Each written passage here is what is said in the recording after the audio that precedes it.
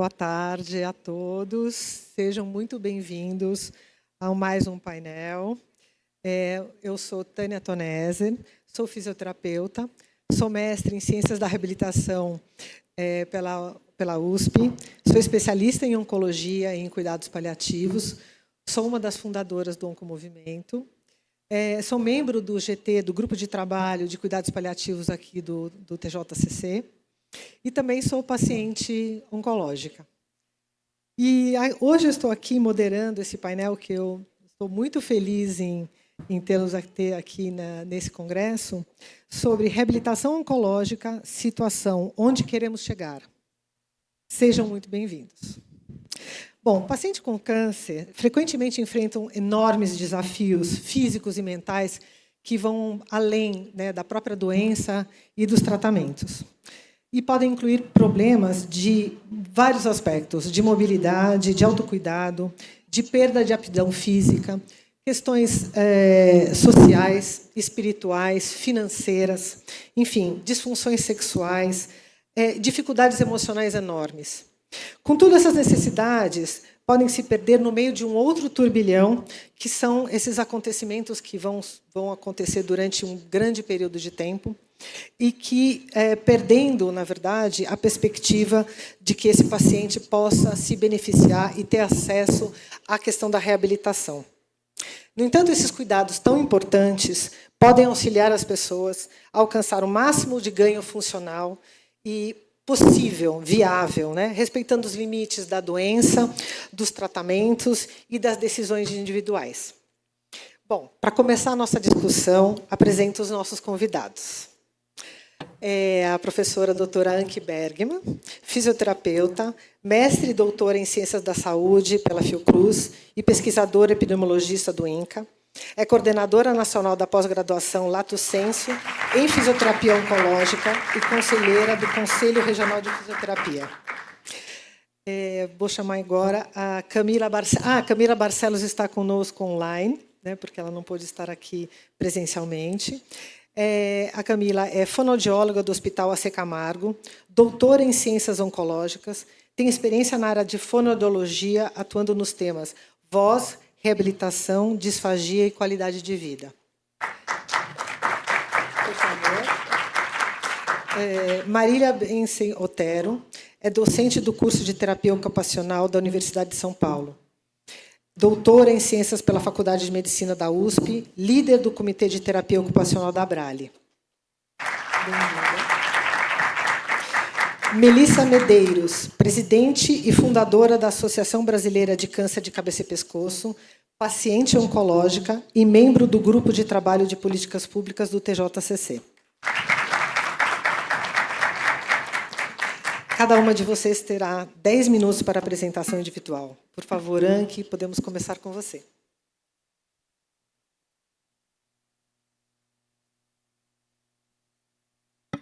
Boa tarde, é um prazer enorme falar sobre esse tema. Como a Tânia falou, eu tenho 10 minutos, então eu vou tentar ser bem sucinta, mas trazer alguns aspectos principais e que possam nortear a nossa discussão posterior. Então, a gente sabe que o câncer está aumentando, a incidência tanto no Brasil quanto no mundo, mas o que assusta mais é se a gente pensar no futuro. Então, a projeção que a gente espera para 2040 é um aumento em torno de 60% dos casos que a gente tem hoje diagnosticados. E se a gente for ver a projeção da mortalidade, ela também aumenta em torno de 35% para as pessoas mais jovens, e a mortalidade por câncer vai aumentar em 20 anos em torno de 61%. Então, alguma coisa precisa ser feita para a gente mudar o que está sendo estimado. Se a gente pensa em redução da mortalidade, essa redução, a primeira coisa que a gente pensa é em acesso. Mas não é acesso somente ao diagnóstico, acesso somente ao tratamento, mas acesso à melhor linha de cuidado possível, de acordo com as características, a cultura, a questão da própria doença, mas as questões pessoais. Então, a gente precisa favorecer o acesso ao diagnóstico precoce. A gente precisa considerar as condições clínicas pré-existentes, lembrando que muitos fatores de risco para câncer também são fatores de risco para outras doenças crônico-degenerativas. Então, muito comum a gente ter o diagnóstico de pessoas com câncer e com outras comorbidades. Depende da biologia de cada tumor, do acesso ao melhor tratamento possível e depende das complicações do tratamento e da qualidade de vida. A qualidade de vida ela é preditora de mortalidade. Então, se a gente pensar, né, em como mudar esse panorama, a gente tem que discutir quais são as estratégias de prevenção primária, que é a diminuição da exposição a fatores de risco, prevenção secundária, estratégia de detecção precoce e prevenção terciária, né, o melhor tratamento possível. Então, o que a gente tem aqui na questão da sobrevivência, a gente tem um aumento do número de pessoas que têm o diagnóstico de câncer e a gente está correndo atrás para diminuir a mortalidade por essa doença. Acaba que, quanto mais a gente conseguir diminuir a mortalidade, a gente vai ter um número muito maior de pessoas que sobrevivem ao câncer. E interessa muito saber como que essas pessoas estão sobrevivendo, com que qualidade de vida, com qual o impacto do diagnóstico e o tratamento na vida dessas pessoas. E aí a gente tem várias políticas públicas, hoje já vigentes, né, em cada fase do controle do câncer, que tenta fazer com que as pessoas permaneçam saudáveis, ou seja, diminuir o risco de câncer, melhorar a saúde, tem a ver com a detecção, diagnóstico e tratamento. Também tem algumas políticas, né, pensando nos sobreviventes ao câncer, então monitorando, tratando essas pessoas, e também políticas vigentes em relação aos cuidados paliativos. E toda vez que a gente pensa em políticas públicas, em sistemas de saúde, a gente fala do SUS, considerando que o SUS é o sistema público e privado. Então, muitas vezes, de forma equivocada, a gente pensa que quando a gente fala o SUS, é somente o sistema público. Não, o privado também faz parte, por isso que o nome é Sistema Único de Saúde. E dentro desse nosso princípio do SUS, tem as estratégias da linha de cuidado, da integralidade e da equidade e direito dos pacientes que a gente vem constantemente falando. Então, a linha de cuidado ela tem os objetivos de orientar o serviço de saúde, de forma como que essas pessoas têm que caminhar dentro desse serviço de saúde. Ela vai estabelecer esse percurso assistencial necessário de acordo com cada característica e ela tem que demonstrar, por meio de planejamentos, em todos os níveis de atenção, como isso, né, essa trajetória, esse percurso é feito dentro dos níveis de prevenção, níveis de atenção. Então, a gente precisa de instrumentos que garantam a gestão, né, e a assistência a todas essas populações. E a política atual, a Política Nacional para a Prevenção e Controle do Câncer, né, que ela foi publicada em 2013, ela traz os objetivos e as suas diretrizes. Eu vou destacar só algumas questões que são necessárias para nortear essa nossa conversa, que elas sempre referem ao diagnóstico, ao tratamento e ao cuidado integral. E quando a gente fala em cuidado integral, eu estou falando de ações de promoção, prevenção, diagnóstico, tratamento, cuidados paliativos, e aí está envolvendo a reabilitação. Para que isso seja feito, esse cuidado integral, a gente obrigatoriamente precisa de um atendimento multiprofissional. E dentro do artigo 14, ainda fala oferta de reabilitação e cuidado paliativo para os casos que os exijam. Eu não estou, né, essa política não está dizendo que a reabilitação, eu vou falar, né, especificamente da fisioterapia, só acontece quando é necessário. Está falando que essas pessoas têm que ter cuidado integral. Cuidado integral, todos os profissionais precisam fazer ações de promoção, prevenção, diagnóstico, tratamento e, quando for necessário, a reabilitação. E se a gente for ver os parâmetros que definem, né, o atendimento dos estabelecimentos de alta complexidade, que são, né, no nível terciário, né, na alta complexidade, a gente tem aqui o fisioterapeuta como membro necessário dentro dessa equipe multiprofissional e multidisciplinar. Aqui também não está dizendo que na atenção primária e na secundária a gente não precisa de fisioterapeuta. Aqui estabelece na alta complexidade. E, para todos os tipos, então, de atendimentos na alta complexidade, precisa ter um fisioterapeuta próprio ou terceirizado. E essa política está em votação, né, a Política Nacional para a Prevenção e Controle do Câncer, né, e aí tem o acórdão, né, do TCU, que ele foi feito fazendo uma análise de como estava essa política, como estava a implementação dessa política, e ele traz a necessidade do Ministério da Saúde estabelecer linhas de cuidado para cada tipo de câncer mais prevalente, com base em protocolos clínicos e protocolos de regulação. Isso, segundo o relatório do TCU, não estava sendo realizado, né, dentro dessa política já vigente. Então, está tendo a criação da Política Nacional de Prevenção e Controle do Câncer no SUS, em que especificamente fala que a reabilitação dos pacientes, né, com sequelas ou limitações de decorrência do câncer devem ser perseguidos, tentando diminuir ou eliminar o controle de perdas funcionais, a garantia de acesso a todos os procedimentos, suporte psicossocial, e ele traz aqui o início precoce das medidas de pré-reabilitação e reabilitação. E aí, quando a gente fala em reabilitação, é uma coisa que sempre me causa muito incômodo, porque, na verdade, aqui eu trago o caso de uma paciente muito querida, e a gente fez a reabilitação dessa paciente. Quando a gente olha essa foto, ninguém tem dúvida de que a reabilitação foi um sucesso. A pergunta que fica é, essa mulher precisava chegar a esse nível? E a resposta, com certeza, é não. Então, a reabilitação ela pode ser considerada como fracasso de todas as etapas anteriores de prevenção. E a gente não pode focar a nossa ação no fracasso, e sim no sucesso. Isso poderia ter sido evitado. Então, toda vez que a gente fala em reabilitação, ela é uma etapa, mas não pode jamais ser encarada como etapa principal. Então, o cuidado integral e multidisciplinar, como está nas nossas diretrizes do SUS, ele vem com a pré-habilitação, que seria essa atuação do fisioterapeuta a partir do diagnóstico de câncer de mama, não é só do fisioterapeuta, que envolve equipe multidisciplinar.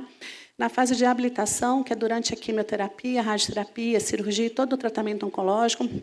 Então, na fase de pré-habilitação, o que a gente quer é melhorar o status funcional desse paciente, para que ele chegue no primeiro tratamento oncológico com um nível de saúde melhor do que ele se encontrava no momento do diagnóstico de câncer de mama. Na habilitação, a gente quer com que ele faça todo o tratamento com o mínimo de complicações possíveis. Quando há a sequela, né, a instalação de alguma sequela, aí sim a gente faz a reabilitação em cuidados paliativos, né? O grande objetivo aqui é reduzir sintomas, melhorar a funcionalidade. Então, o grande objetivo da fisioterapia, se a gente pensar no prognóstico dessas pessoas com câncer, é, primeiro, reduzir complicações, dessa forma a gente aumenta a aderência a todo o esquema de tratamento oncológico. Melhorar também a resposta tumoral, que a gente tem vários estudos que mostram, né, por exemplo, com atividade física, a gente aumenta essa resposta, né, ao tratamento oncológico. Então, a gente diminui aqui recidiva, metástase. A gente quer melhorar a qualidade de vida é preditor de mortalidade, e dessa forma, então, a gente reduz, sim, a mortalidade e melhora o prognóstico dessas pessoas com câncer. Só que hoje a gente tem um difícil acesso, se a gente fala em cuidado integral em oncologia, então, eu não vou, né, detalhar essa figura, mas caso vocês queiram, depois eu posso mandar essa apresentação para vocês. Mas a gente falta profissionais qualificados, faltam serviços especializados, e também, por causa disso, por essa dificuldade de acesso, a gente tem várias consequências, e a consequência é uma pior qualidade de vida e um aumento da mortalidade para esses pacientes. Então, a gente tem várias propostas de mudança de cenário. Eu trago aqui algumas, que é o que a gente vai discutir, né, mas algumas propostas de onde a gente quer chegar e como que a gente pode fazer. É possível mudar esse panorama, mas a gente precisa estar todo mundo junto. Por isso, mais uma vez, eu agradeço a oportunidade de apresentar para vocês algumas propostas que a gente pode discutir depois. Muito obrigada.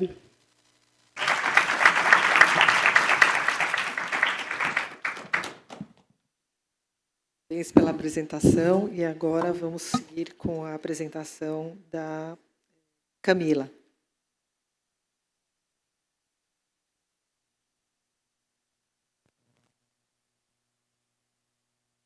Acredito que vocês me escutam. E quero agradecer imensamente a organização do evento.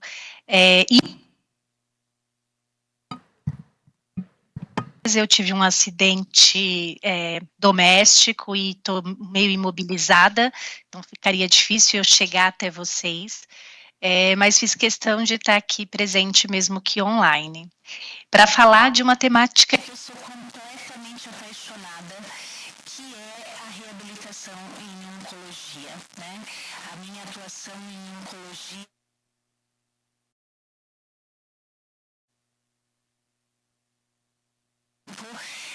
e eu entendo as necessidades que a gente tem. Um pequeno probleminha técnico aí com o áudio. Dá só uns instantes para regularizar aqui.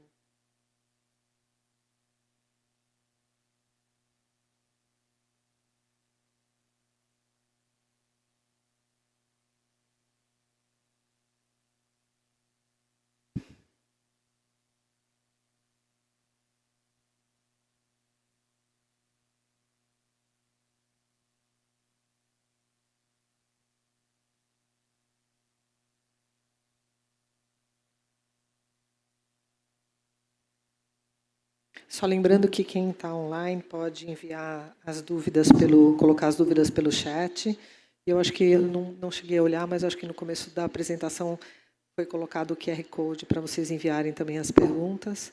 Então, é isso, por favor. Aí, se vocês puderem, podem enviar as perguntas, questões via o QR Code.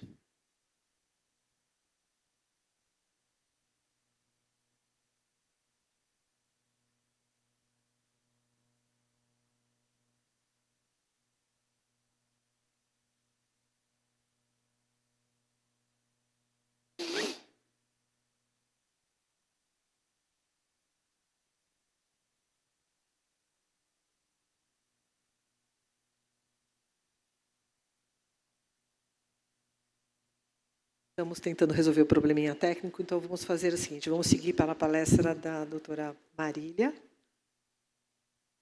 enquanto a gente consegue depois resolver o problema. Por favor.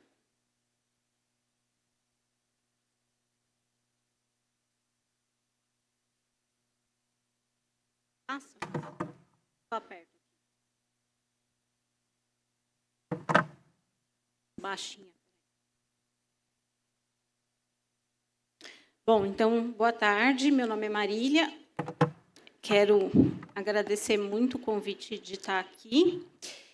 E me coube, então, contar um pouquinho da questão da terapia ocupacional e, enfim, do nosso papel junto à assistência oncológica, à reabilitação em oncologia. Aonde? Peço paciência, que eu sou um pouco atrapalhada. Aqui. Então, o nome desse painel, né, é a reabilitação oncológica, onde estamos e onde queremos chegar. E a questão que eu queria, então, propor aqui, na verdade, acho que a primeira e importante é que, muitas vezes, eu juro que eu estou apertando, agora foi. Ainda, apesar de ser uma profissão já bastante antiga aqui no Brasil, ainda tem um desconhecimento sobre o que é a terapia ocupacional e qual seria a atuação do terapeuta ocupacional na área de oncologia. Então, acho que eu vou falar um pouquinho disso para depois a gente chegar, então, na parte do onde estamos e aonde queremos chegar.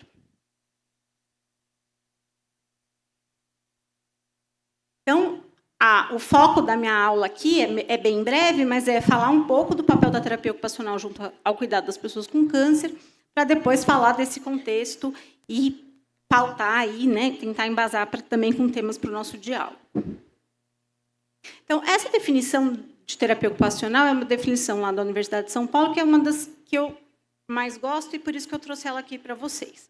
Então, é a ideia de que eu vou resumir um pouco. A TO é uma profissão que atua tanto na área da saúde, quanto também na área da educação e na área da assistência social, focado em ajudar pessoas que, por algum motivo, seja físico, psicológico, por uma questão de vulnerabilidade social ou qualquer outra questão que seja, tenham rupturas ou impeditivos no desenvolvimento das suas atividades e limitações no sentido da sua inserção e da participação social. No caso da pessoa com câncer, vai estar aí, então, o nosso foco de trabalho, na medida em que a doença oncológica pode trazer muitas rupturas no cotidiano de uma pessoa, o próprio tratamento e a própria doença também, e, portanto, pensar esse cotidiano e como a gente faz para que essa pessoa tenha a maior independência e autonomia possível. Então, o foco da TO é sempre esse. Um sujeito que tem algum tipo de limitação, seja o motivo que for, na execução das suas atividades e que a gente ajude a resgatar essas capacidades da forma mais independente e autônoma possível. O câncer mudou bastante nas últimas décadas, mas ele ainda tem uma representação associada à morte, à doença, à sequela, ao sofrimento.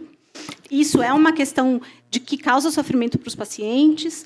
O tratamento passa a ocupar uma posição bastante central no cotidiano do sujeito e ele, por vezes, vai ter que interromper papéis, mudar a organização da sua casa, da sua família, do seu dia a dia. Vai vivenciar dores, incapacidades, sintomas, sejam advindos da própria doença ou do tratamento específico. vai, então, passar por diversos tratamentos, procedimentos, exames e tudo mais.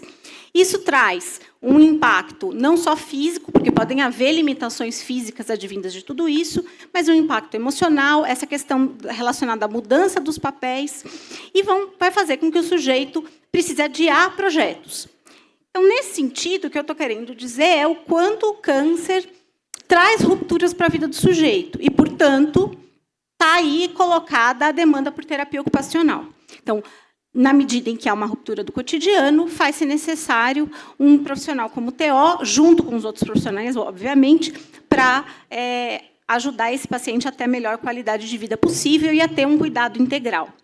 Eu resumiria os focos, os objetivos principais da TO na oncologia como 4. Ajudar o sujeito a resgatar as atividades significativas que ficaram perdidas do seu cotidiano, rompidas com o adoecimento e o tratamento. Se esse resgate não for possível, ajudá-lo a descobrir outras atividades, mas a gente da TO parte do pressuposto que o fazer é central na vida do sujeito e que a gente é o que a gente é porque a gente faz o que a gente faz. Então, o sujeito não é só tratamento, e poder ajudá-lo na presença dessas atividades que são importantes no cotidiano é um papel fundamental. A promoção da máxima autonomia e independência possíveis, o manejo de sintomas, vão haver técnicas e determinados sintomas que o TO pode ter uma intervenção bastante específica e aprofundada, além do apoio e orientação à família. Para isso, a gente pode usar inúmeras estratégias. Atividades expressivas, artísticas, artesanais, atendimentos individuais, mas também grupos e oficinas, orientações relacionadas a técnicas de conservação de energia, especialmente relacionada à fadiga e à dispneia, né, que é a falta de ar, a organização da rotina como também uma forma de ajudar na questão da fadiga, mas em outros sintomas como confusão mental, por exemplo, e delírio. O treino das atividades de vida diária, a prescrição e indicação, ou muitas vezes confecção de tecnologias assistivas, de dispositivos de apoio que promovam adaptações para a realização das atividades, o posicionamento adequado, seja na cama, no leito, na cadeira de banho, na cadeira de roda, enfim, e o brincar e as brinquedotecas como também uma estratégia de intervenção quando a gente fala principalmente da população pediátrica. Portanto, dá para pensar que a gente tem um amplo campo de intervenção, até na oncologia, seja focada na reabilitação física, no ganho de funcionalidade ou na manutenção da funcionalidade, seja mais voltada à questão da saúde mental e o lidar com o processo de adoecimento e as rupturas, sejam questões relacionadas à humanização e à hospitalização. A gente vai desde a prevenção primária até os cuidados de final de vida, e pode atender desde a população pediátrica, neonatal pediátrica, até o idoso, em diversos tipos de serviço e unidades. Mas como que a gente está? Então, resumindo muito bem, assim, muito resumido, esse é o foco da TO. A gente teve alguns avanços e alguns retrocessos na terapia ocupacional na oncologia na última década. Em 2008, 2009, com a ajuda da Abrale, a gente fez o primeiro levantamento dos terapeutas ocupacionais que atuavam em oncologia na época. Isso, considerando o Brasil todo, isso acabou resultando numa publicação posterior. E, em 2013, a gente organizou um fórum de terapia ocupacional na oncologia, onde a gente conseguiu agregar ainda mais profissionais. Então, o que a gente tem de avanço bastante nesse sentido é um maior conhecimento do que se tinha antes sobre os profissionais da TO na oncologia. Não precisa-se muito mais ainda, mas a gente já tem um conhecimento maior. Além de ter aumentado as publicações de livros e artigos científicos sobre a TO nessa área, ainda ínfimo e ainda há uma necessidade maior, mas isso aumentou. E a gente tem a capacitação no oncoensino específico, um curso de terapia ocupacional, que é um ganho importante de capacitação de profissionais e estudantes na área de oncologia. Eu vou só destacar aqui esse e-book que a gente fez a partir desse primeiro fórum da Abrale. É um e-book gratuito, depois, se alguém quiser, eu posso passar, onde a gente tem mais ou menos 25 experiências de terapeutas ocupacionais no Brasil todo, contando suas intervenções na oncologia, desde a prevenção até os cuidados de final de vida. Quais são os desafios mais importantes para a nossa profissão? E aí, começando a dar o pontapé para o nosso debate. Ainda há um desconhecimento sobre a nossa profissão, sobre a nossa atuação e possibilidade da intervenção na oncologia. A gente viveu um fechamento de diversos cursos universitários de TO na última década. A gente tem alguma possibilidade de abertura de novos cursos. Eu sei de pelo menos 2 que estão em processo de abertura, mas a gente teve um fechamento bem grande de cursos. Isso tem feito com que menos profissionais sejam formados. Poucas pesquisas com bons níveis de evidência, isso tanto no Brasil quanto fora. A falta de organização do trabalho e fundamentação da gestão do profissional em TO. A gente não é uma profissão muito acostumada a fazer isso, e isso impacta no sentido da gente poder mostrar resultados, da gente poder discutir com fonte pagadora, com gestor e assim por diante. No sistema suplementar, a questão da cobertura é ainda mais difícil do que no SUS. Então, muitas vezes, quando a gente trabalha no sistema público, né, a Anki bem disse, o SUS são as duas coisas, mas o vício de linguagem é sempre presente. Mas, enfim, no sistema público, muitas vezes, o terapeuta ocupacional tem mais possibilidade de intervenção e mais recurso para trabalhar do que no sistema privado, por incrível que pareça, porque, especialmente em relação à cobertura, a TO vive um enfrentamento bem importante. E, na política atual, não tem nenhuma menção específica à terapia ocupacional, algo que existia na primeira política anterior, e isso não tem. Então, isso é uma perda que a gente vivenciou, porque você não tem mais a exigência nomeada desse profissional dentro da equipe, e isso é um problema. Algumas ideias de como superá-los: a organização da categoria profissional, a possibilidade de mais pesquisas e produção de conhecimento, a capacitação profissional, e algo que eu acho que é muito importante para que a gente possa entrar cada vez mais nesse campo, ser mais conhecido e haver mais essa oferta de serviços, né, do serviço de TO para a população, é que a gente faça o trabalho de informação e educação em saúde para o próprio paciente e seus familiares. Porque, na medida em que as pessoas compreenderem, né, a possibilidade disso, como é que a terapia ocupacional pode ajudar, de que forma, também é possível uma pressão maior sobre essa necessidade, na medida em que a demanda vem de baixo para cima, não só de cima para baixo, vamos dizer assim, né, de quem está na base do tratamento. Então, isso é uma questão importante que o terapeuta ocupacional precisa trabalhar. Era um pouco isso que eu queria dizer para vocês. Agradeço de novo a oportunidade de estar aqui. É um fórum importante para a área de reabilitação como um todo na oncologia. Eu espero que a gente possa conversar mais no debate. Obrigada.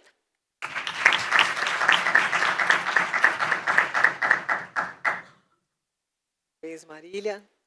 Agora, será que conseguimos seguir com a palestra da Camila? Não? Não? Então, vamos seguir então com a Melissa.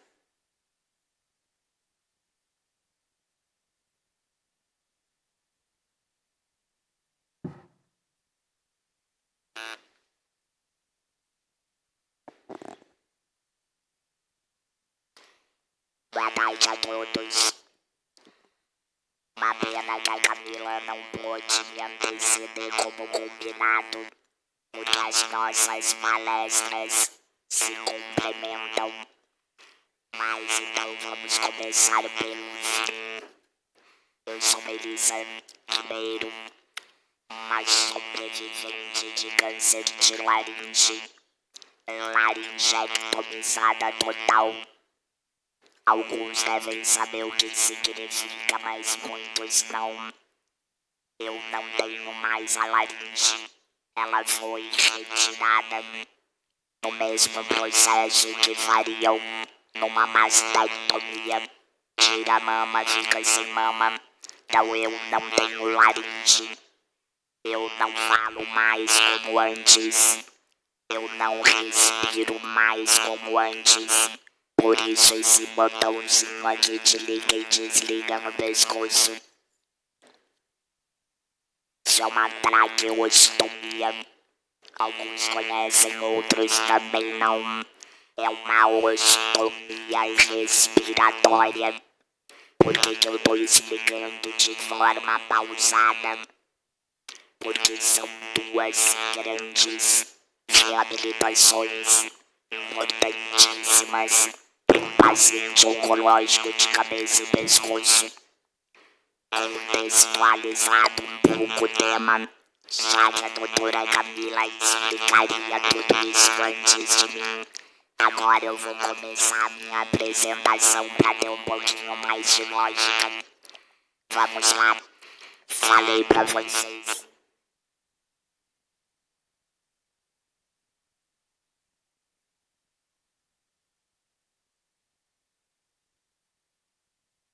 Olha, eu compro aí com câncer de cabeça e pescoço.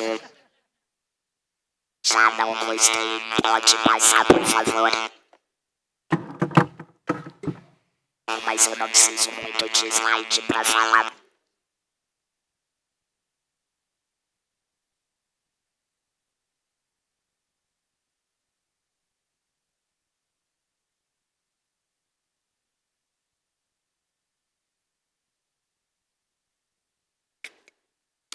Então, pessoal, nós somos a Associação Brasileira de Câncer de Cabeça e Pescoço.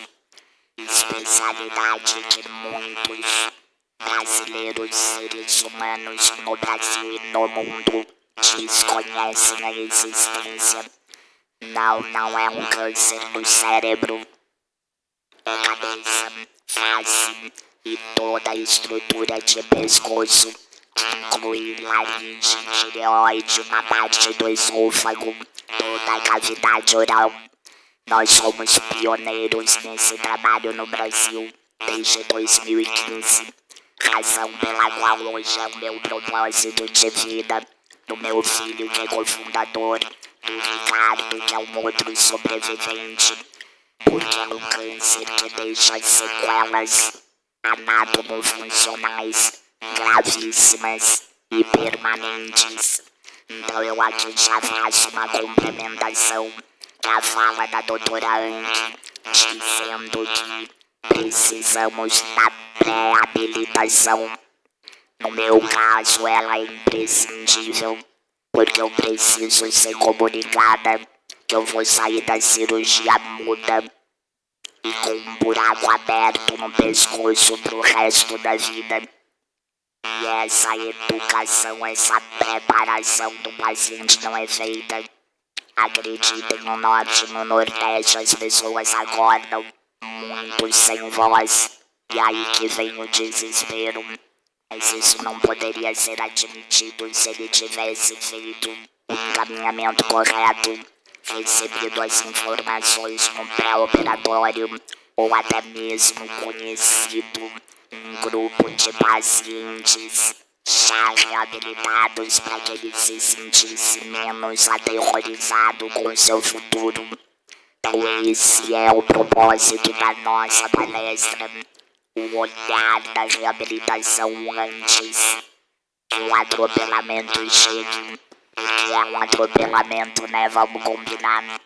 E a ideia de fazer com que a sociedade conhecesse isso tudo nos fez criar a campanha nacional de prevenção ao câncer de cabeça e pescoço, que talvez muitos aqui já tenham ouvido, porque ela é bastante conhecida. Ela hoje atinge números expressivos de engajamento em todos os estados do Brasil, para fazer com que de jeito nenhum vocês, profissionais da saúde, outras organizações sociais, gestores públicos e pacientes também. E a ideia hoje é só mostrar para quem não conhece muito.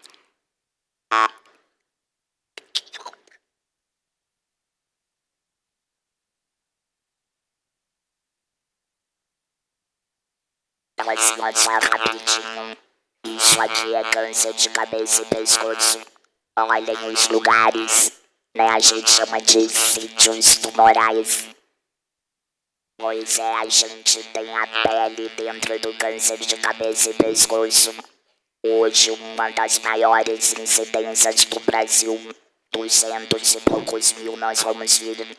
Aí tu vai dizer pele, sim, 60 ou 70% dos cânceres não melanoma são na cabeça e pescoço, oriundos de radiação solar, exposição nociva e laboral a determinados elementos químicos.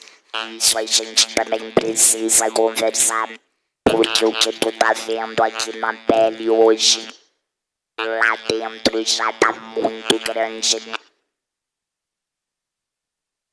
Então aí bem rapidinho as estatísticas maiores em câncer de cabeça e pescoço, que como todo mundo já ouviu aqui no Congresso exaustivamente, chegam dentro do sistema tardiamente.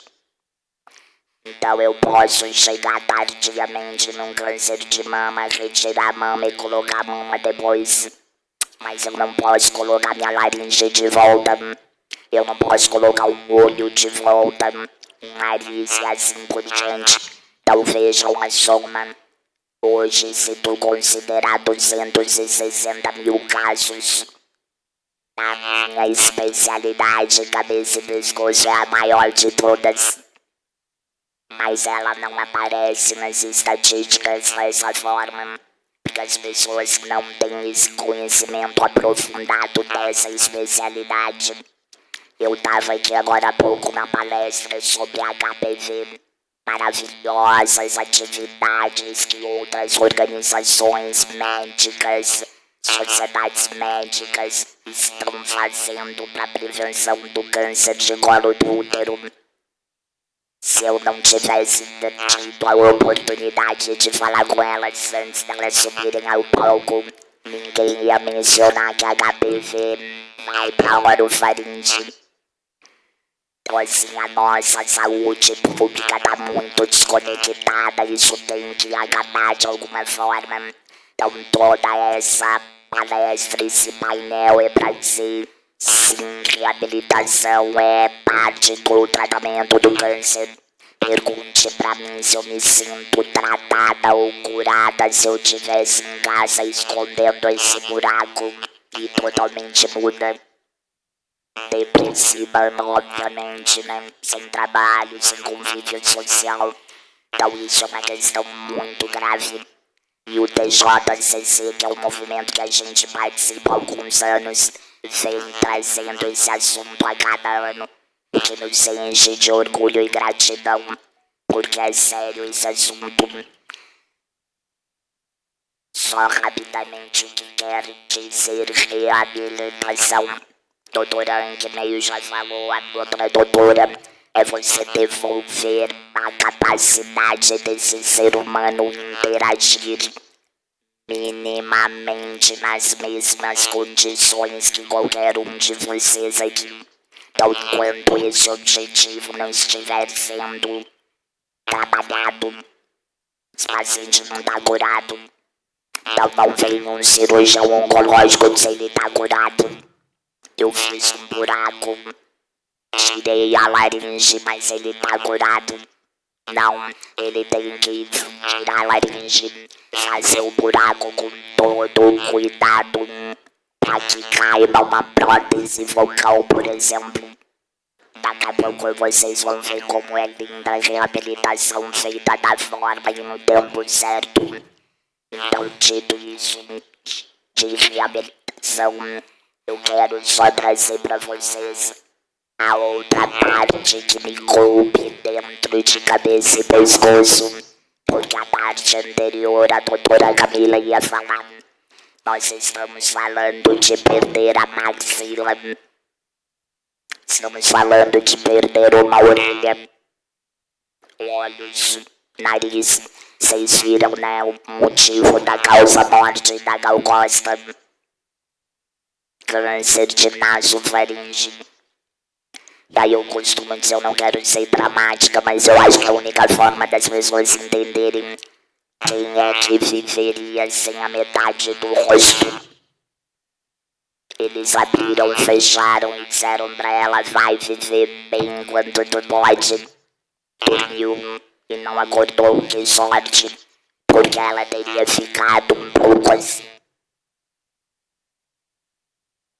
Essa senhora do meu lado esquerdo são cânceres de pele. É uma senhora de origem italiana, europeia, muito sol. Trabalha na função agrícola no interior Então você tem aí o contato com o agrotóxico, tu tem a falta da proteção solar e você tem o desconhecimento, porque ela planta para alguém, ela vende para alguém. Esse alguém tem que ser responsável pela segurança dela enquanto ela executa esse trabalho. Acho que vocês já ouviram também vários painéis aqui. A obrigatoriedade de nós mudarmos o foco de política pública para a interministerialidade. Eu preciso do Ministério do Trabalho aqui cuidando desse trabalhador. Então a empresa enriquece plantando soja ao ar livre, mas ela não cuida desse trabalhador que não tem proteção. Ou ainda, a gente trabalha numa grande rede de departamento que não fecha a loja nunca. Que horário essa mulher vai fazer um teste de HPV? Ou vai num dentista tirar uma lesão inicial da boca? Ela não pode faltar ao trabalho, né? Será que não é a hora do Ministério do Trabalho exigir que as empresas obrigatoriamente acompanhem a mamografia anual? Uma visita ao médico urologista para próstata. Eu entendo que o Brasil é grande, que o Brasil tem muito dinheiro, o Brasil tem muitas pessoas interessadas em fazer dar certo. Só que aproveitar esse novo governo e colocar todo mundo na mesa de uma vez por todas para discutir soluções juntas. Porque vai continuar acontecendo isso e ninguém vê. Porque agora eu não falei o pior. As pessoas não são reabilitadas.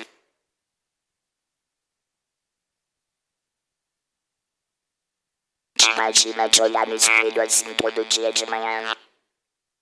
Só de falar eu tenho vontade de chorar, porque eu conheço pessoas assim. Eu abraço, eu visito pessoas assim.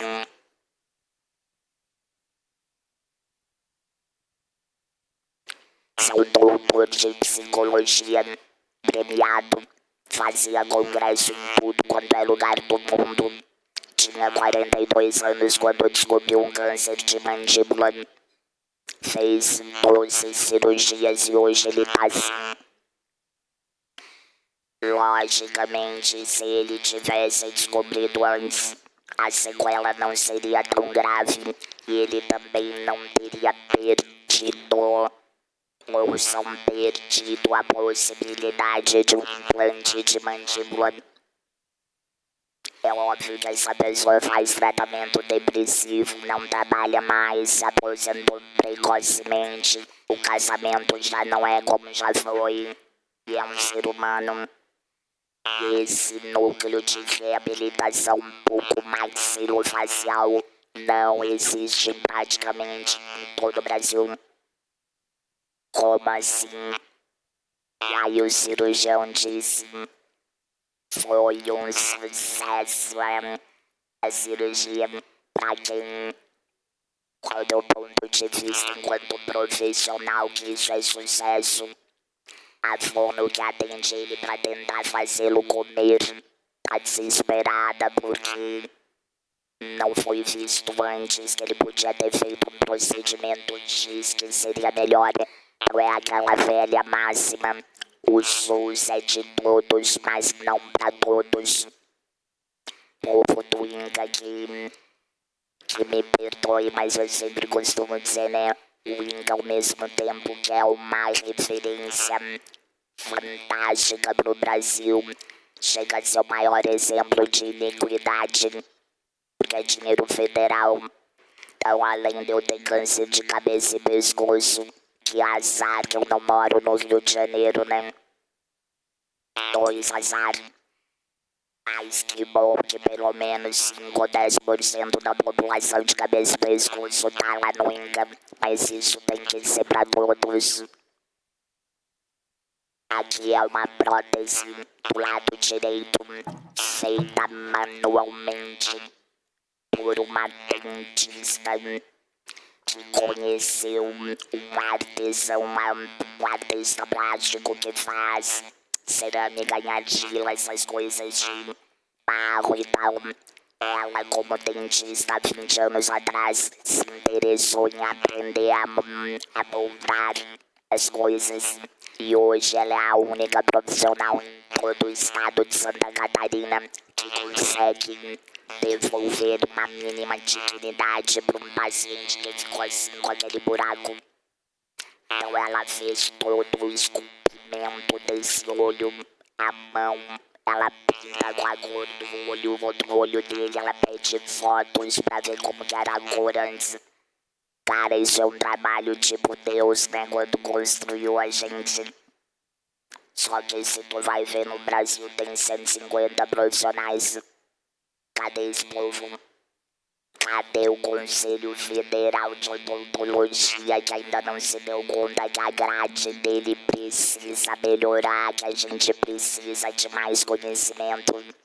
Então assim, eu sou uma ativista, eu tô pra elogiar, eu tô pra colaborar, mas eu tô pra me indignar que esse tipo de coisa é um problema de todos nós.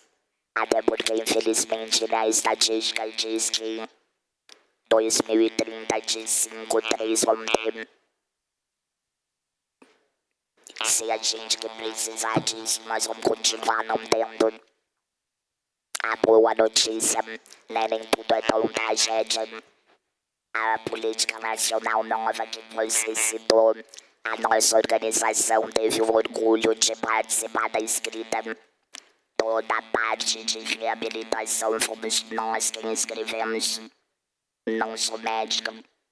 Aliás, tu apresentou todas como doutora. E aí eu ia brincar assim, eu sou a doutora da vivência disso tudo. Esse é o meu doutorado em vida. Mas estou feliz de estar aqui dividindo um problema sério.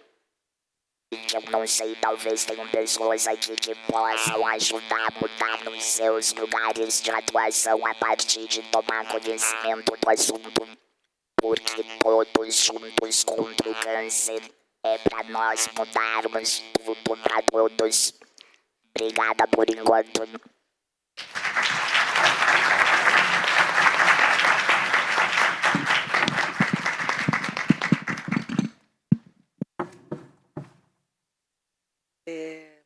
Vamos ver agora, então, se a gente consegue dar continuidade com a palestra da Camila.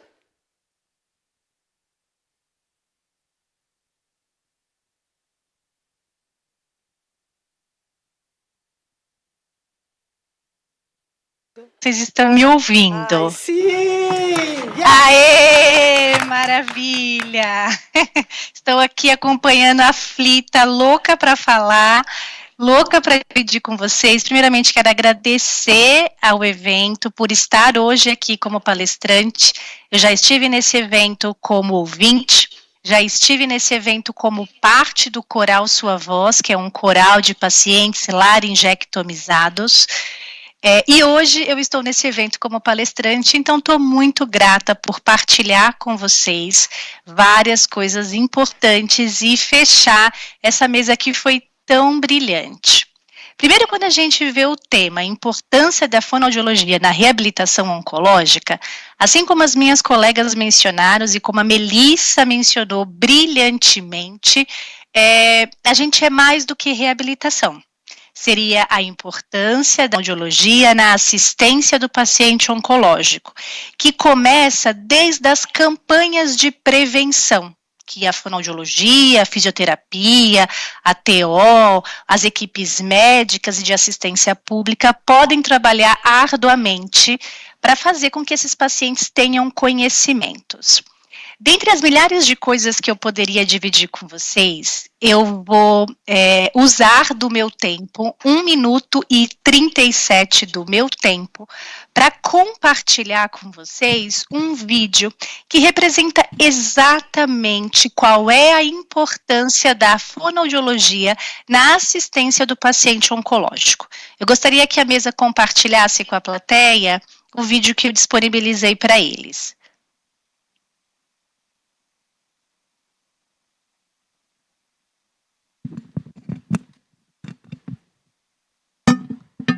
Eu vi o vídeo na tela de vocês, mas parou para mim. Não sei se Capazes de vocês comunicar estão vendo. pensamentos, Voltou. sentimentos e emoções.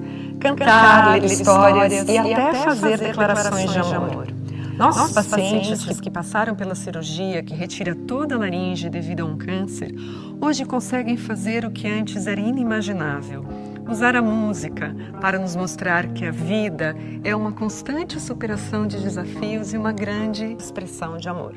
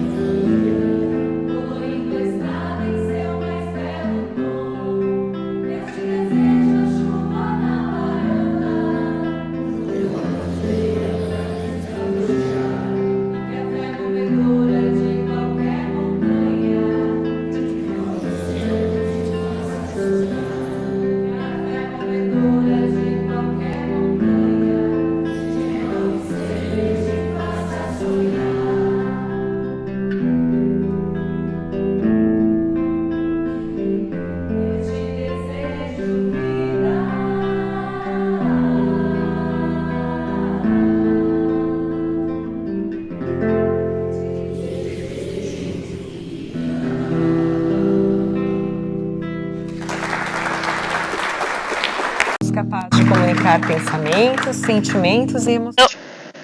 Providencial esse vídeo depois da fala da Melissa.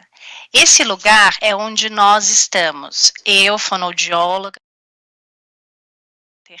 No entanto, não é a realidade para grande parte da população brasileira, que é uma assistência, que é uma habilitação, que é um programa de reabilitação e que é um olhar para o indivíduo para uma recolocação na sociedade, como pessoa que tem sonhos, que tem vontade, que tem planos e que quer ter uma vida social. Então, o papel da fonoaudiologia e de todos os programas de reabilitação multiprofissional na assistência ao paciente oncológico é muito mais do que reabilitar. E é sim habilitar esses pacientes para continuarem convivendo com as possíveis limitações que aquele câncer, aquela lesão trouxe para ele. A população que nós, na fonoaudiologia, atendemos, desde a assistência preventiva até os programas de reabilitação, ela é múltipla. A gente atende muitos pacientes adultos, mas também atendemos muitas crianças. Hoje, infelizmente, uma população de crianças também vem apresentando câncer de cabeça e pescoço. Olha aí, Melissa, uma coisa para a gente se preocupar, porque essas crianças não têm o desenvolvimento crâniofacial e depois vão precisar de reconstruções, próteses, estruturações que a gente nem sabe como vai ser. Esses pacientes têm alterações de voz e de fala, que são as alterações que a gente pôde ouvir na voz de algum dos meus pacientes que eu compartilhei com vocês, mas também tem alterações de deglutição. Muitos não conseguem voltar a comer, em um ambiente social. E tem alterações de paralisia facial, que também trazem uma limitação muito importante, muitas vezes de até relocação em ambientes de trabalho. Então, a população é diversa, a atuação é diversa e toda a atuação ela tem que ser baseada não na reabilitação para o padrão de normalidade, mais do que isso, na reabilitação para o padrão de qualidade de vida, como esse paciente vai ser assistido. Entender que todos nós que estamos aqui, profissionais de saúde, somos encaminhadores um dos outros. Se o médico não viu, o fisioterapeuta viu que esse paciente está sem assistência fonoaudiológica, eu vou encaminhar, eu vou sinalizar, nutricionista, TO, fonoaudiólogo, vamos criar uma rede onde que esse paciente receba os maiores encaminhamentos possíveis e a maior assistência possível. E uma coisa importantíssima, o momento de atuação, ele é potencializar função, trazer conhecimento. Ele é durante todo o tratamento ele não é um corte único, ele é longitudinal e esse paciente precisa ser acompanhado neste programa longitudinal. E no pós, com as sequelas tardias. E no pós eu não estou dizendo um ano após ou um mês após, eu estou falando no pós, é um acompanhamento longitudinal. A Melícia é uma paciente, uma sobrevivente do câncer e certamente ela precisa passar com especialistas regularmente e não é só com o médico, são com os profissionais que trabalham na assistência multiprofissional também.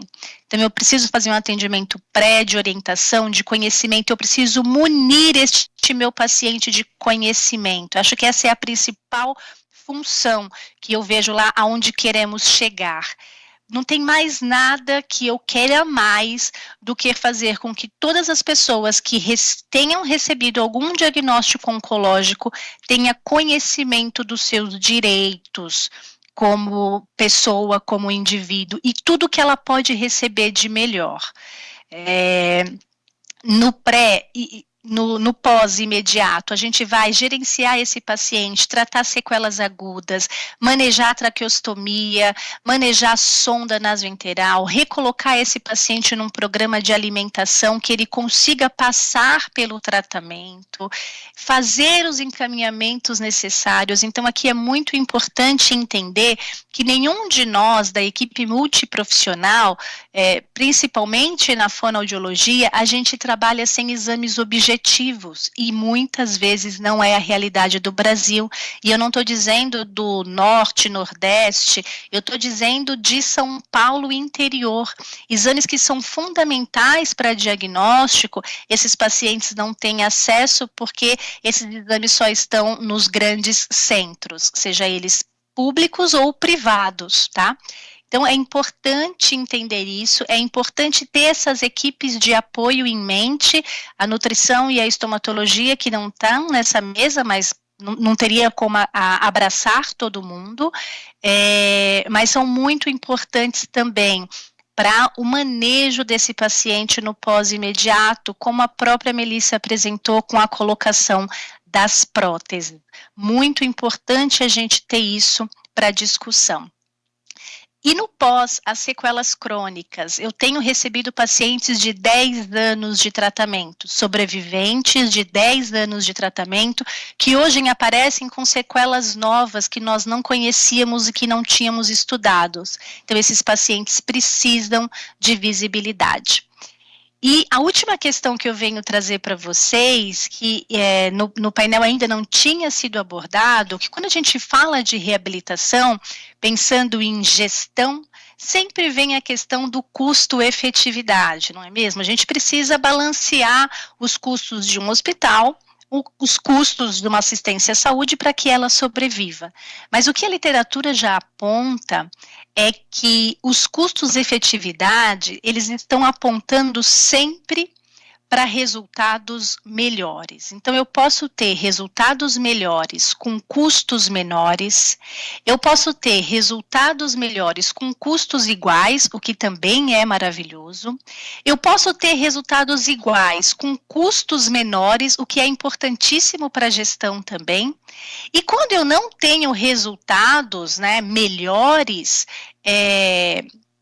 eu posso ter custos mais altos, mas isso não significa que eu não impactei a qualidade de vida daquele paciente. Então, pensando em reabilitação, pensando em custo-efetividade, a gente entende que isso tem que ser abordado, isso é importante para a segurança e para a saúde de qualquer instituição, mas o custo-efetividade é positivo. Aqui são algumas imagens do que é esse nosso paciente, os princípios da portaria, todos eles, do princípio 1 ao último, todos eles, a fonoaudiologia, os programas de reabilitação estão inseridos, desde a promoção à saúde até a comunicação em saúde, que é levar a informação para o paciente de forma clara.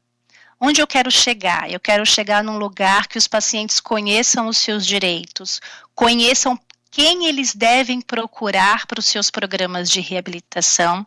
Eu quero chegar num lugar onde a fono-oncologia seja a realidade na grade dos profissionais de fonoaudiologia, o que não é, aumento de vaga nas nossas residências, uma formação dos profissionais que estão na rede, então levar os grandes especialistas para uma educação continuada para os profissionais que estão na rede, na assistência primária desses pacientes, desenvolver protocolos de longo prazo para reabilitação, então não existe isso após um ano alta, eu preciso assistir esse paciente, ele precisa dessa minha assistência e dessa qualidade de vida.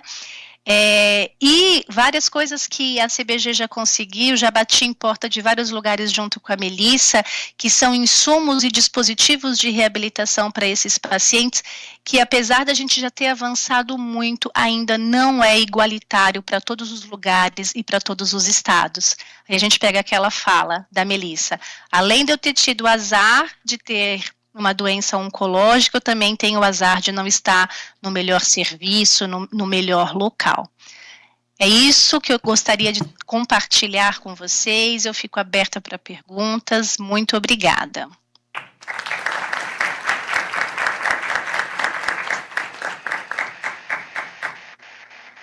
Bom, depois dessas falas, dessas palestras incríveis, com pontos de muita consonância, assim, com pontos de vários aspectos que as palestrantes falaram, que se complementam, falas muito fortes sobre a questão do acesso, dos direitos, sobre a pré-habilitação, sobre não estar sozinha, sozinho no diagnóstico, sozinho nessa navegação, né, de tantos desafios e coisas novas que vêm com diagnóstico e tratamentos que a gente não tem como prever e nos é negado essa informação, né, de como vai ser o depois do tsunami.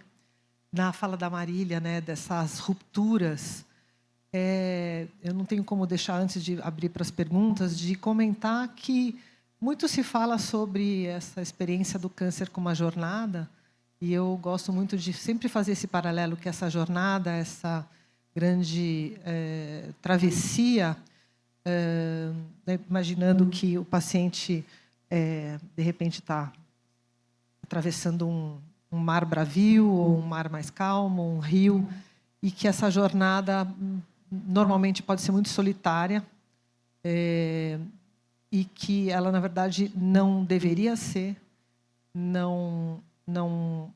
assim, os pacientes, as pessoas precisam entender que elas têm direito de que essa jornada não seja uma jornada solitária, que ela tenha realmente pessoas profissionais que possam caminhar junto nessa jornada, que vão fazer a diferença enormemente para que essa jornada seja minimizada em termos de todo o sofrimento, de todas as rupturas, né, de todas as sequelas, de todas as dificuldades emocionais, físicas, espirituais, enfim, de todas as dimensões, mas que ela precisa ser uma jornada compartilhada com todas as expertise multiprofissional.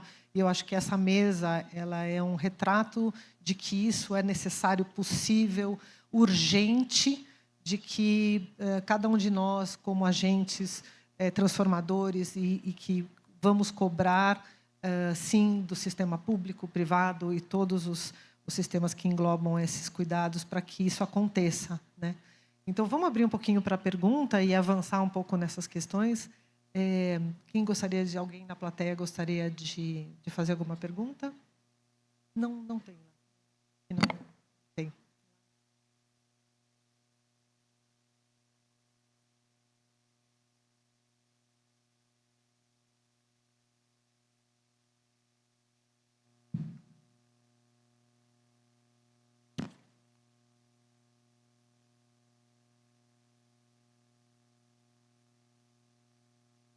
Bom, eu gostaria de colocar aqui uma pergunta aqui para as palestrantes. A gente podia começar com algumas, né, essa sugestão aqui.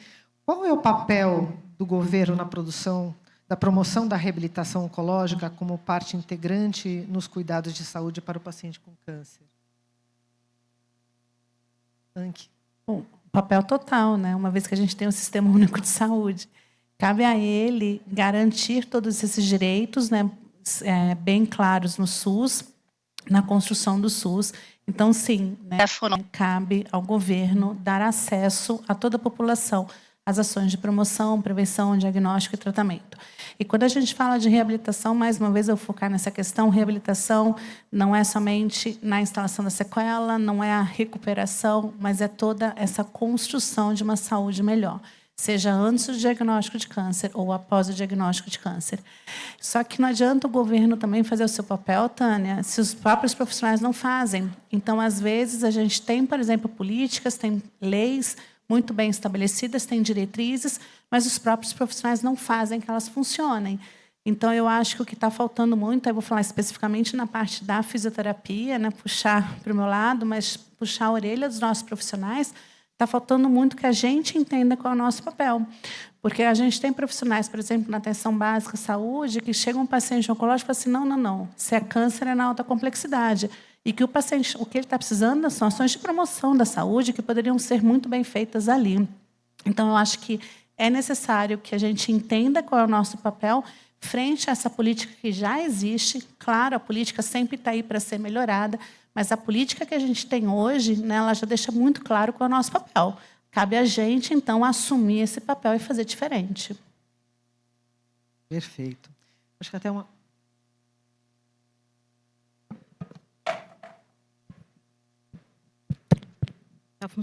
Está funcionando aqui?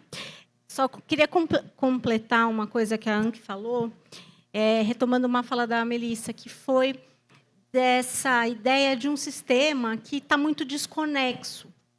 Então, quando a gente também pensa a questão do papel do governo, das políticas, enfim, e dos próprios profissionais, o quanto essa desconexão fica uma coisa meio esquizofrênica, é muito cindido, né? Fica cada um no seu pedaço, pouco se comunica, pouco... óbvio que acionar a rede, construir uma rede, porque acho que a ideia é essa, a ideia de um cuidado em rede. Mas, para haver o cuidado em rede, as pessoas têm que haver as engrenagens têm que se juntar, e o que acaba é cada um funcionando muito no seu pedaço.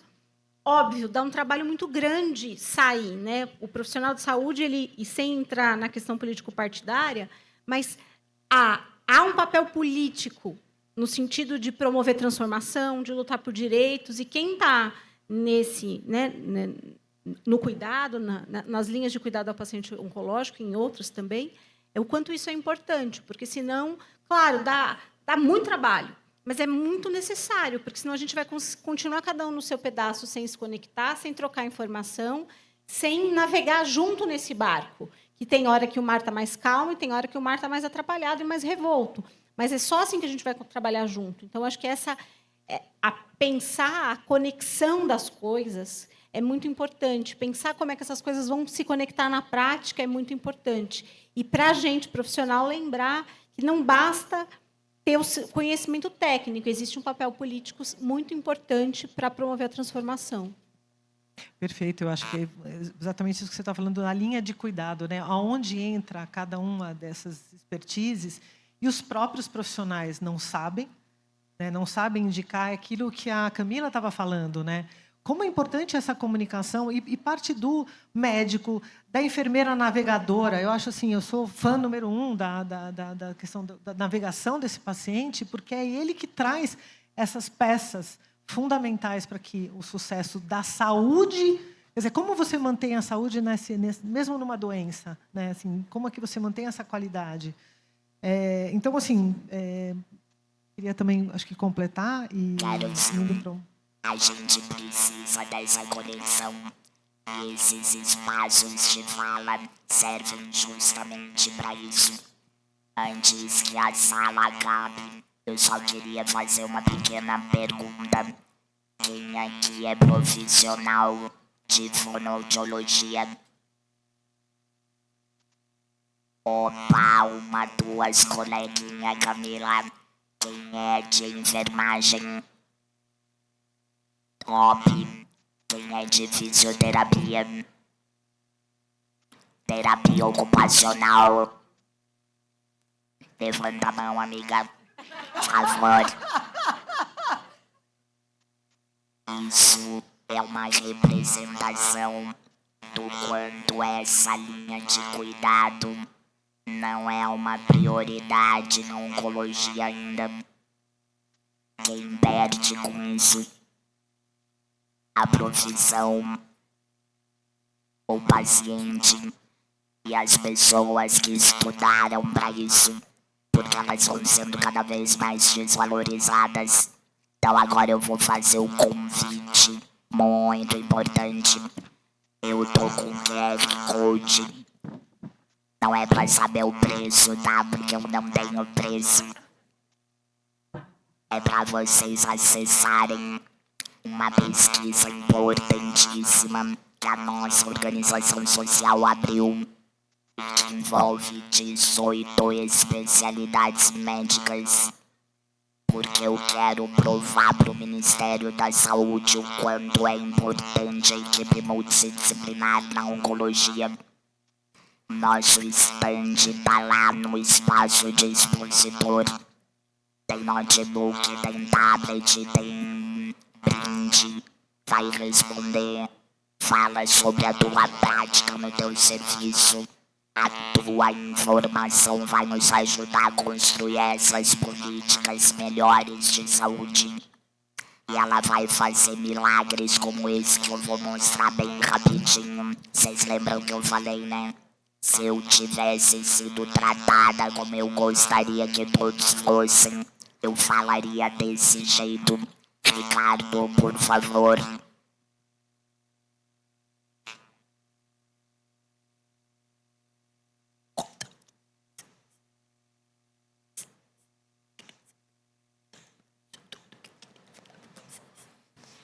Não é problema de microfone. Foi assim que eu fiquei 7 anos, depois da laringectomia, com 40 anos de idade. Como foi falado aqui, o médico falou, você está curado, fiz a minha parte. Aí eu saí do hospital com 40 anos de idade, um buraco no pescoço, com vergonha de me olhar no espelho, mesmo sem aquelas deformidades que apareceram aí. Foram 7 anos recluso em casa, no auge da minha potência de trabalho, de esporte, de lazer, com a minha filha única de 7 anos de idade. Então, só depois que eu fui, com a ajuda de profissionais, como a doutora Camila, do AC Camargo, onde eu me trato, que eu fui convencido e conheci a prótese fonatória. De lá, a minha vida foi transformada. E não é, como foi falado, devolver à sociedade. É inserir a sociedade, é devolver, porque eu fazia parte da sociedade. E eu fui mutilado e acabou. Para mim, acabou. Eu tinha conseguido voltar a estudar, eu estava no último ano da faculdade, consegui me formar. O TCC eu já apresentei com o microfone, porque minha voz já não tinha sonoridade. E depois que eu coloquei a prótese fonatória, eu falo diferente da Melissa, não falo melhor ou pior, é diferente. E lá no AC Camargo eu conheci o coral Sua Voz, eu estava nessa apresentação aí, que foi na Sala São Paulo, então eu me reabilitei, voltei, estou inserido na sociedade, e hoje faço parte da CBG, que a finalidade é dar voz a quem não tem, e a gente está conseguindo fazer isso no Brasil inteiro. Nós ocupamos todos os estados e mais o Distrito Federal. Já temos 12 grupos de apoio em 12 estados diferentes. E eu estou aqui avisando vocês que agora o nosso próximo grupo vai ser aqui na capital de São Paulo.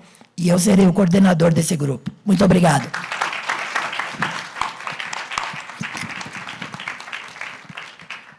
Camila. Então era só para vocês saberem que existem outros métodos de reabilitação, mas eles precisam ser colocados ao paciente no momento certo. Eu tentei colocar essa prótese 5 vezes. Eu nem sou teimosa, né? Mas não funcionou, porque já estava estenosado o pescoço.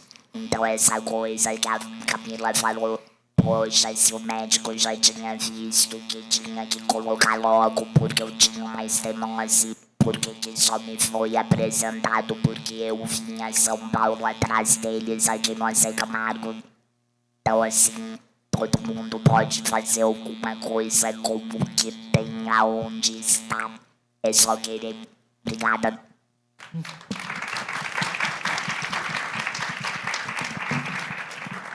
Informação é tudo, né?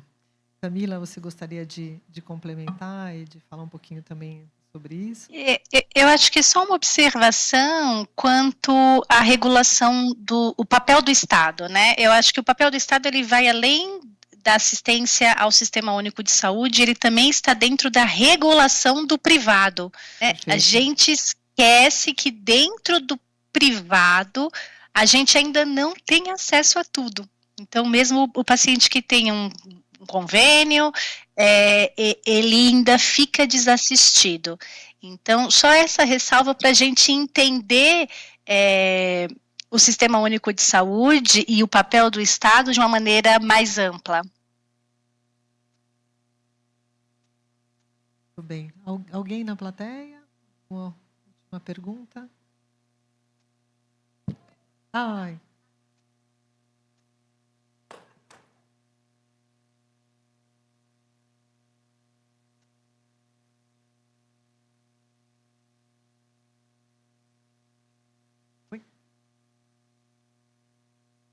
Então, para quem está nos assistindo online, né, então, teve uma fala aqui de acrescentar a nutrição, né, nesse processo de linha de cuidado. Opa, temos uma pergunta.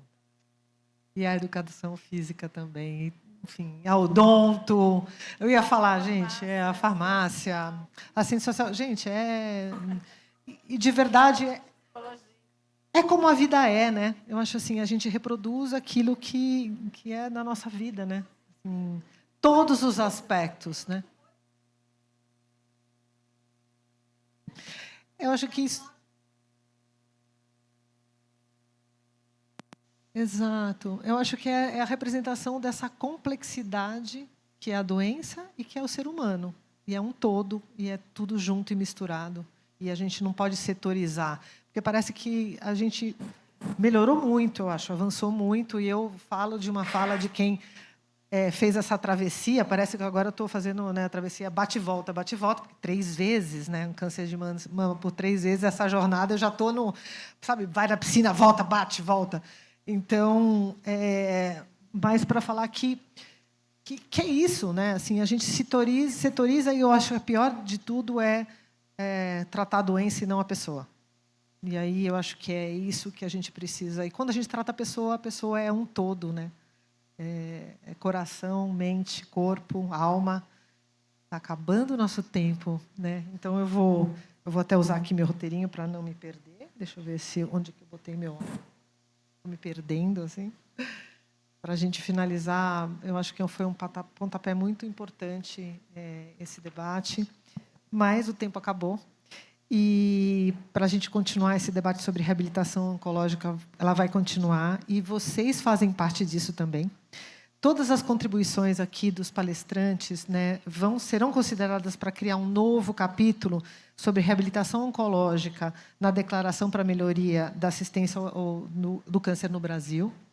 Esse documento público ele foi criado, teve a primeira edição criada em 2014, durante a discussão dos painéis do primeiro Congresso Todos Juntos contra o Câncer, e foi colocado a consulta pública por um mês, para que toda a sociedade pudesse colaborar. Então, foram centenas de entidades que enviaram sugestões e que foram avaliadas e incorporadas ao documento. Então, esse ano, vamos abrir também a consulta pública para o lançamento da 6ª edição, em fevereiro de 2024, promovendo mudanças no cenário da oncologia, por meio de uma agenda única. Então, para acessar, também vocês podem ajudar acessando o QR Code na tela, que eu acho que vão colocar aí para a gente, né? E pelo site www.tjcc.com.br, e você pode preencher um formulário da declaração com a sua opinião sobre como podemos fazer juntos para melhorar a atenção do câncer. A gente vai ficar por aqui e queríamos muito agradecer a presença de todos. Muito obrigada aos palestrantes.